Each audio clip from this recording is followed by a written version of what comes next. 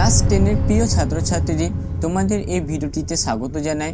2024 মাধ্যমিক ইতিহাস পরীক্ষা সাজেশনের এটি 4th নম্বর ভিডিও। এই ভিডিওটিতে দশম শ্রেণী ইতিহাস 4th অধ্যায়ের সংঘবদ্ধতার গড়ার কথা বিশ্লেষণ ও বৈশিষ্ট্য থেকে প্রশ্নমান 2 এবং প্রশ্নমান 4 জন্য সাজেশন ভিত্তিক ইম্পর্টেন্ট প্রশ্নগুলিকে নিয়ে আলোচনা করব।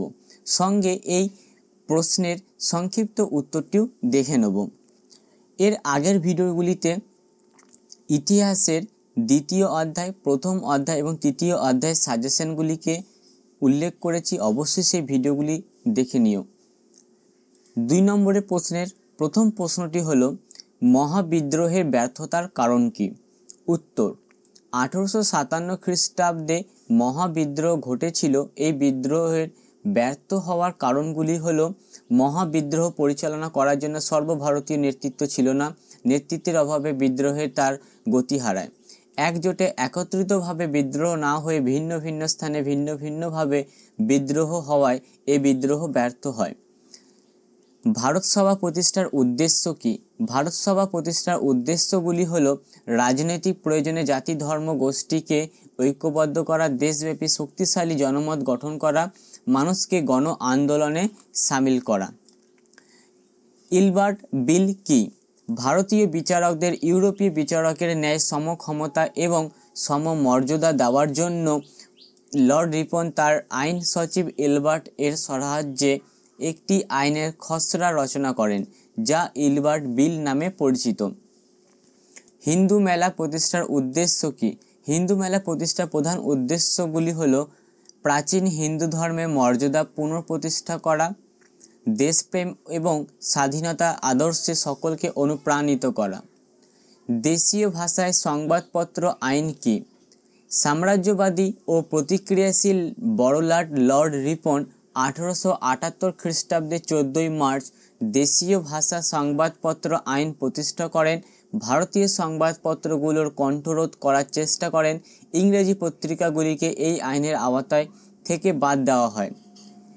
19 শতকে সভা সমিতির যুগ বলা হয় কেন? ব্রিটিশ শাসকদের বিরুদ্ধে সংঘবদ্ধভাবে প্রতিবাদ করলে তা অধিক ফলপ্রসূ হবে। এই ভাবনা থেকে 19 শতকে ভারতের বিভিন্ন স্থানে বহু রাজনৈতিক সভা সমিতি গড়ে উঠেছিল। এই কারণে ডক্টর অনিল শীল 19 শতককে সভা সমিতির যুগ বলে অভিহিত করেছেন। অবনীন্দ্রনাথ ঠাকুরের ভারতমাতা চিত্রের বিবরণ দাও। অবনীন্দ্রনাথ ঠাকুর ভারতমাতাকে এঁকেছিলেন একজন হিন্দু দেবী হিসেবে, যার পরনে রয়েছে গেরুয়া রঙের পোশাক। দেবী 4 হাতে ধরে রয়েছেন বেদ, মালা, ধানের শীষ ও সাদা বস্ত্র। চিত্রটির মধ্যে দিয়ে এক স্বদেশী ভাবধারা লক্ষ্য করা যায়। জমিদারি সভা প্রতিষ্ঠার উদ্দেশ্য কি বা জমিদারি সভার কর্মসূচি কি? জমিদার সভা মূলত জমিদারদের স্বার্থ রক্ষার উদ্দেশ্যে গঠিত হয়। এই সমিতির উল্লেখযোগ্য কর্মসূচি হল, নিয়মতান্ত্রিক উপায়ে সরকারের কাছ থেকে দাবি আদায় করা। অবনীন্দ্রনাথ ঠাকুর তার ভারতমাতা চিত্র দ্বারা কিভাবে স্বদেশী ভাব ও জাতীয়তাবাদের প্রচেষ্টা করেন? উত্তর, অবনীন্দ্রনাথ ঠাকুর ভারতমাতাকে এঁকেছিলেন একজন হিন্দু দেবী হিসেবে, যার পরনে রয়েছে গেরুয়া রঙের পোশাক। দেবী 4 হাতে ধরে রয়েছেন বেদ, মালা, ধানের শীষ ও সাদা বস্ত্র। এগুলি দ্বারা তিনি বঙ্গভঙ্গ বিরোধী স্বদেশী আন্দোলনের যুগে ভারতীয়দের মধ্যে স্বদেশীয়ানা ও জাতীয়তাবাদের অনুভূতি জাগিয়ে তোলার চেষ্টা করেছিলেন। 10. ভারতীয় জাতীয়তাবাদের বিকাশে বর্তমান ভারত গ্রন্থের ভূমিকা কি? উত্তর, 1905 খ্রিস্টাব্দে স্বামী বিবেকানন্দ রচিত বর্তমান ভারত গ্রন্থটি ভারতীয়দের জাতীয়তাবাদের বিকাশে গুরুত্বপূর্ণ ভূমিকা পালন করে। এই গ্রন্থে তিনি সকল ভারতীয়দের ঐক্যের কথা বলেছেন। বৈদিক যুগ ব্রিটিশ শাসনকাল পর্যন্ত ভারতের গৌরবজ্জ্বল ইতিহাস বর্ণনা করেছেন। জাতীয়তাবাদের বিকাশে গোড়া উপন্যাস কিরূপ ভূমিকা ছিল? উত্তর, 1910 খ্রিস্টাব্দে প্রকাশিত রবীন্দ্রনাথ ঠাকুরের গোড়া উপন্যাসটি ভারতীয়দের মধ্যে জাতীয়তাবোধ ও স্বদেশ প্রেমের ভাবধারা জাগ্রত করার ক্ষেত্রে গুরুত্বপূর্ণ ভূমিকা পালন করেছিল।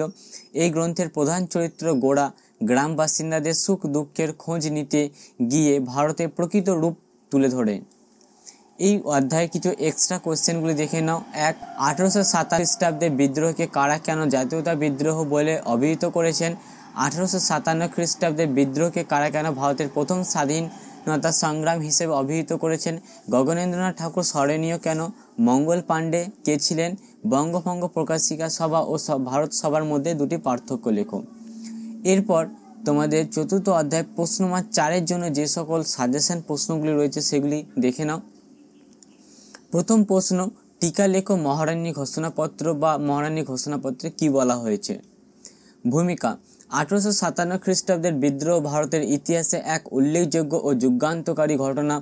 এই বিদ্রোহে ব্যর্থ হলেও এটি ভারতের ইতিহাসে এক নব অধ্যায়ের সূচনা করেছিল।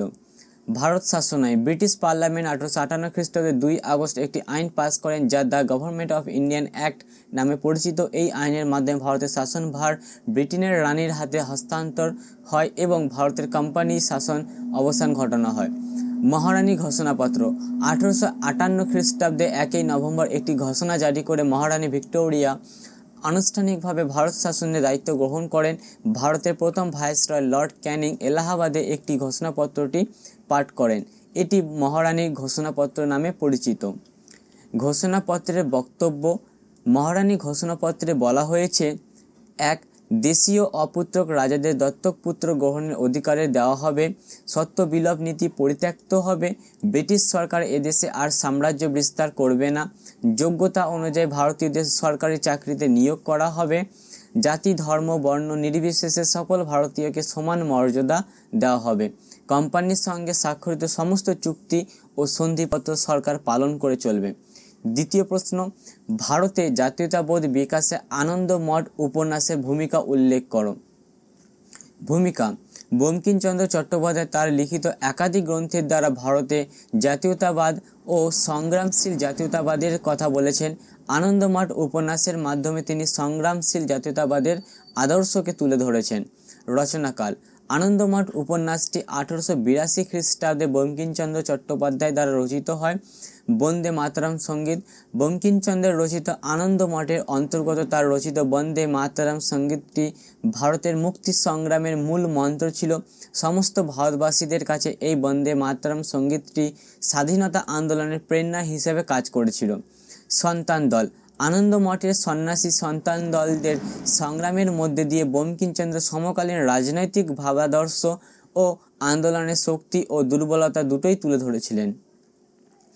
অনুশীলন সমিতি: ব্যারিস্টার প্রমথনাথ মিত্র আনন্দ মঠ উপন্যাস থেকে অনুশীলন সমিতি নামটি গ্রহণ করেন। অনুশীলন সমিতি বিপ্লবীদের কাছে এই আনন্দ মঠ ছিল সংগ্রামী জাতীয়তাবাদের গীতা। তৃতীয় নম্বর প্রশ্ন দেখে নাও। গগনেন্দ্রনাথ ঠাকুরের আঁকা বিভিন্ন বঙ্গচিত্র কিভাবে ঔপনিবেশিক সমাজের সমালোচনা করেছিল? ভূমিকা: গগনেন্দ্রনাথ ঠাকুর তার একাধিক ব্যঙ্গচিত্রের মাধ্যমে ঔপনিবেশিক সমাজের সমালোচনা করেছিলেন। ঔপনিবেশিক সমাজ ব্যবস্থার বিভিন্ন ক্ষেত্রকে তিনি তার ব্যঙ্গচিত্রে স্থান দিয়েছিলেন। বিভিন্ন ব্যঙ্গচিত্র: গগনেন্দ্রনাথ ঠাকুরের অঙ্কিত উল্লেখযোগ্য কয়েকটি বঙ্গচিত্র হল চরকা বনাম পৃথিবীর সভ্যতা, ইয়ং বং সমাজ বিষয়ক, ব্যারিস্টারদের স্বদেশিয়ানা, জাতাসুর বাকযন্ত্র প্রভৃতি। পাশ্চাত্য সমাজের সমালোচনা: ব্রিটিশ ভারতের ঔপনিবেশিক সমাজের বাবু কালচার ও পাশ্চাত্য শিক্ষিত সমাজের একাংশকে সমালোচনা করে গগনেন্দ্রনাথ ঠাকুর যে সকল বঙ্গচিত্র রেখেছিলেন তাদের দেশের সংস্কৃতি ও ঐতিহ্যের প্রতি অনুরাগ বৃদ্ধি করেছিল। উচ্চবিত্তদের সমালোচনা: গগনেন্দ্রনাথ ঠাকুরের বিভিন্ন ব্যঙ্গচিত্র সমাজের ধনী ও উচ্চবিত্ত শ্রেণীর ক্রিয়াকলাপের সমালোচনা করা হয়েছে। তাদের অহংকার, সামাজিক চালচলন ও রীতিনীতি প্রভৃতি নানা বিষয়কে নিন্দা দৃষ্টিভঙ্গিতে তুলে ধরা হয়েছে। নিম্ন রুচির সমালোচনা: সমকালীন কিছু বাঙালিদের নিম্ন রুচি গগনেন্দ্রনাথ ঠাকুরের বঙ্গচিত্র নিন্দিত হয়েছে। খল ব্রাহ্মণ চিত্রটিতে দেখা যায় জৈনক ব্রাহ্মণ ধর্মের প্রতি অনুরাগের পরিবর্তে মাংস মদ মহিলায় অনুরক্ত। এক্সট্রা কোশ্চেন এই অধ্যায় থেকে: 1858 সালে মহাবিদ্রোহের প্রতি শিক্ষিত বাঙালি সমাজের মনোভাব কিরূপ ছিল? ভারত সভা প্রতিষ্ঠানের উদ্দেশ্য কি? বর্তমান ভারত জাতীয়তাবাদের বিকাশে কিরূপ ভূমিকা পালন করেছিল? এই ছিল তোমাদের চতুর্থ অধ্যায় 2 নম্বর এবং 4 নম্বর প্রশ্নের সাজেশন। এই সমস্ত সাজেশনের পিডিএফ ফাইলটি যদি তোমরা ডাউনলোড করতে চাও, ডেসক্রিপশন বক্সে একটা লিঙ্ক দেওয়া হয়েছে, সেখান থেকে তোমরা পিডিএফ ফাইলটি ডাউনলোড করতে পারবে। পিডিএফ ফাইলটি যদি ডাউনলোড করলে তোমরা এই অধ্যায়ে যে এমসিকিউ এবং এসিকিউ প্রশ্নগুলি রয়েছে সেগুলিকেও পেয়ে যাবে, যাই ভিডিওটা আমি আলোচনা করলাম না। পিডিএফটি ডাউনলোড করে নিও। এখানে উপস্থিত রয়েছে এমসিকিউ, এসিকিউ 2 নম্বর এবং 4 নম্বরের চতুর্থ অধ্যায় প্রশ্নের সাজেশন। সম্পূর্ণ ভিডিওটি দেখার জন্য তোমাদের অসংখ্য ধন্যবাদ। এই চ্যানেলটিতে অন্যান্য সাবজেক্টের সাজেশনগুলি রয়েছে, অবশ্যই দেখে নিও, উপকৃত হবে।